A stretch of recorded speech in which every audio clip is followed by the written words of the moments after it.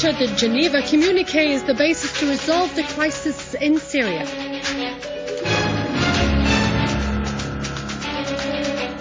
Jafari said the West is using the chemical weapons file as part of the pressure on Syria.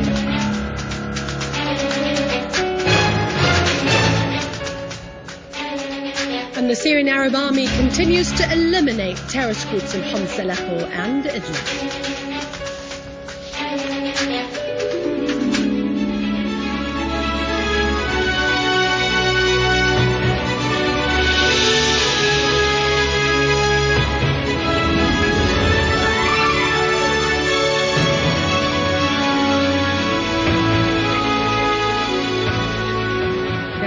Welcome to our news bulletin. I'm Dania Nizam.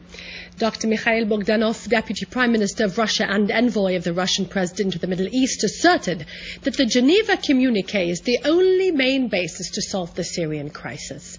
In a press conference before leaving the Beirut airport, he called upon the foreign powers to help the Syrian people to get out of this crisis. Bogdanov voiced his belief that the joint Geneva communique constitutes an irreplaceable base for the political work to reach a political settlement for the Syrian crisis. He pointed out that the important meaning of the joint Geneva communique lies in that it should resolve the problems in Syria through wide national dialogue, and that the Syrians should resolve their own problems and decide their own future by themselves. General Yahya Rahim Safawi, High Advisor of the General Commander of the Iranian Armed Forces, asserted that the Americans and the Zionists spent a great deal of money and sent thousands of their agents to fight in Syria.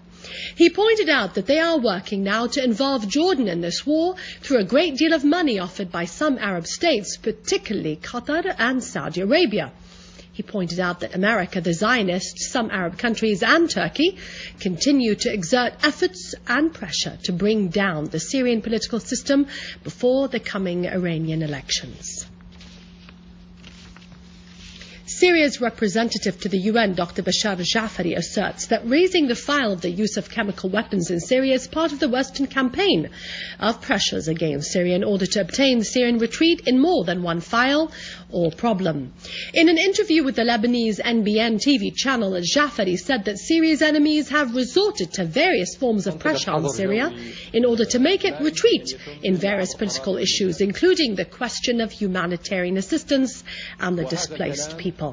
The West is also intervening in the missions of the Arab and the UN observers, like those of Kofi Annan and Al-Akhdar al-Ibrahimi. In reply against the demand of the American Secretary of State to impose a no-fly zone in arming the opposition, Al-Jafari pointed out that such action could only be imposed through a resolution by the UN Security Council, which is impossible.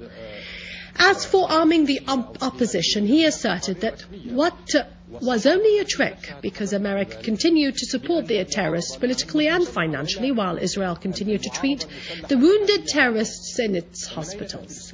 Al-Jafari said that Syria's enemies fabricated many issues to exert pressure on Syria, but they have failed. Therefore, they're now trying to raise claims about the alleged use of chemical weapons in order to exploit the mechanisms of the UN Security Council to repeat the Iraqi scenario against Syria's sovereignty. The call of the Secretary General of the Arab League to arm the opposition is aimed against the mission of al-Ibrahimi. It exposes the claims of the League that it is seeking a political solution.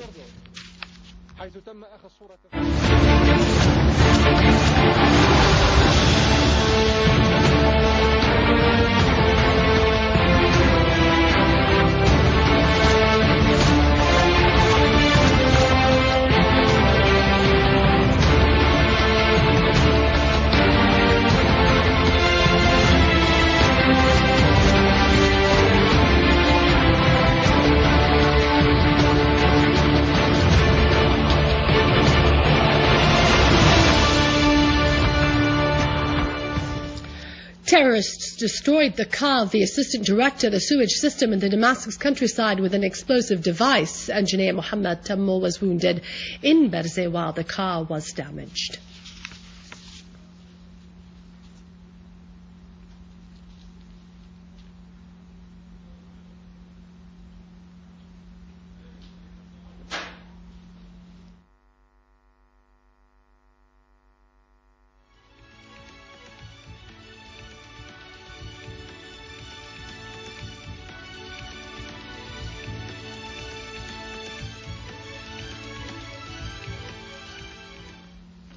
Units of the army and border guard stopped an infiltration attempt by armed terrorist groups from the Lebanese territory across several locations in Tel Kalahaf, Homs's countryside.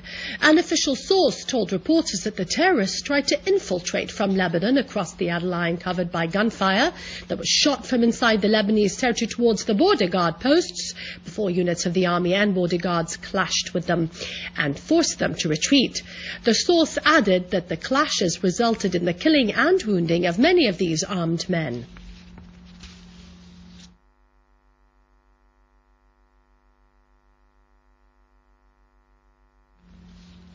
Units of the Syrian armed forces killed large numbers of terrorists. They were trying to steal into the vicinity of Abu Zuhur airport in the Idlib countryside. Armed forces also targeted terrorist groups in various areas and along the highway of Harim.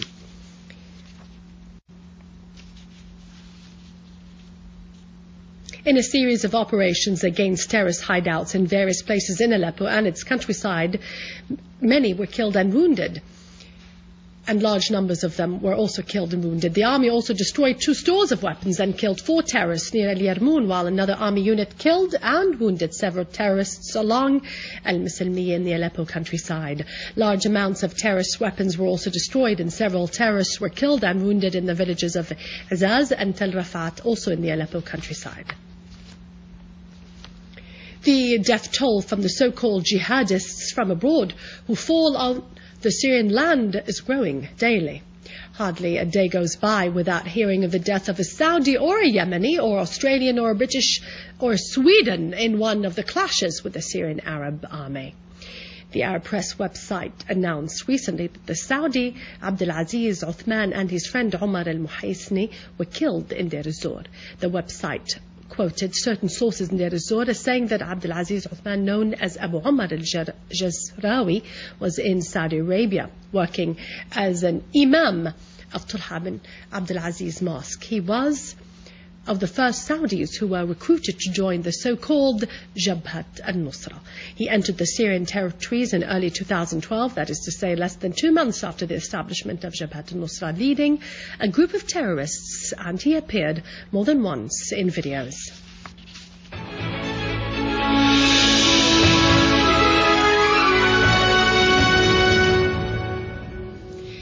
In Iraq, Information and Communication Commission decided to suspend 10 satellite channels, including the Qatari Al Jazeera, for adopting a provocative approach that triggers violence and sedition. The measure came after the Iraqi forces had foiled the terrorist plot to turn Diyala Governorate into an Islamic Caliphate state. More than 90 terrorists were killed, injured, or arrested in the recent events. In occupied Palestine and in a new aggression against the Palestinian people, Israeli aircrafts carried out today 3 raids on Rafah, south of Gaza Strip, inflicting heavy material damage to the Palestinian property and land. That concludes Foreign News Bulletin for today. After the break, it's over to Vani with our economic news. God bless you all. And glory, only glory, befits our beloved Syria.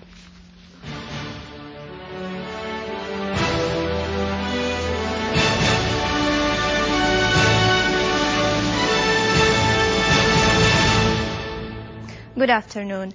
The technical advisor at the Syrian Agriculture Chambers affirmed that enhancing agricultural income will contribute in improving competitiveness among agricultural products through applying new innovations in equipment and agricultural methods, which will improve efficiency and productivity. The chairman of the Syrian Olive Council affirmed that the Syrian export of olive oil increased to more than 10,000 tons. The Minister of Economy and Trade pointed out that the dealings of olive oil are being carried out with some friendly countries such as Iran, Ukraine, China and Russia, in addition to an agreement to export 2,500 tons of olive oil to Iran.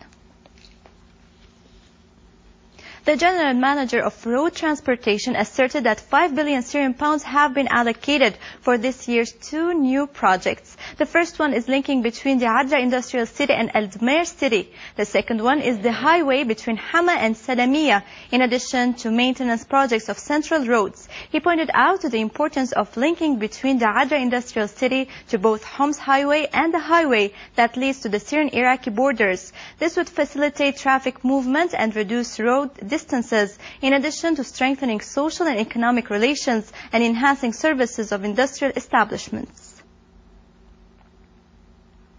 The 21-carat gold was set at 5,175 Syrian pounds per gram, while the 18-carat was set at 4,436 Syrian pounds per gram. The Jewelers Assembly set the Rashadi golden coin at 37,700 Syrian pounds, while the 21-carat English coin was set at 42,200 Syrian pounds. The Central Bank of Syria has set the purchasing price of the US dollar at 96.31 Syrian pounds and the selling price at 96.89 Syrian pounds. While the purchasing price of the euro was set at 125.44 Syrian pounds and the selling price at 126.32 Syrian pounds.